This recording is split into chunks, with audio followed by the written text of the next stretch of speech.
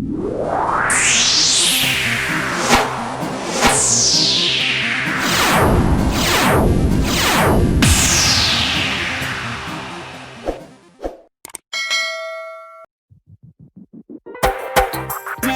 दिलवा के तोड़ देली कीजिए Prabhunand presented by Banwari music. हमरा से मुँह तू मोड़ लेली, नाजुक दिलवा के तोड़ देली, नाजुक दिलवा के तोड़ देली, नाजुक दिलवा के तोड़ देली। हमरा से मुँह तू मोड़ लेली, नाजुक दिलवा के तोड़ देली, नाजुक दिलवा के तोड़ देली। के बर्बाद करके जिए छी आराम से, बदनाम भेलियो रानी तोरे नाम से।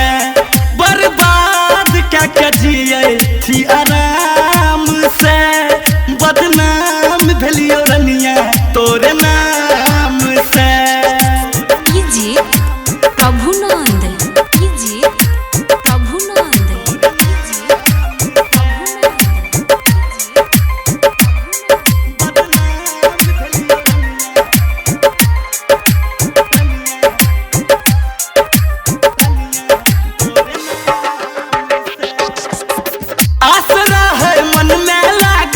कहियो नहीं तू प्यार कली, लाके पत्थर सीना पर तू बोल किया मार दली, बोल किया मार दली, बोल किया हो।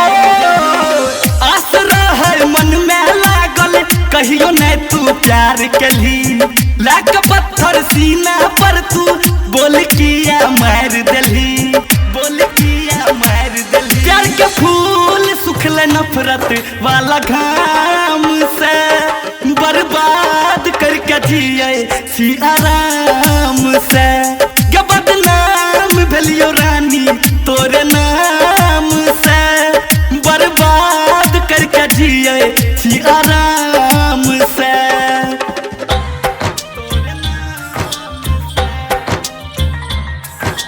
कीजिए प्रभुनंद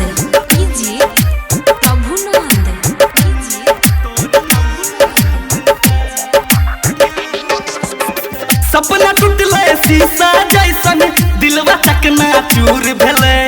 गम के आंसू पिए खातिर सुमित मजबूर भेले, सुमित मजबूर भेले, सुमित मजबूर।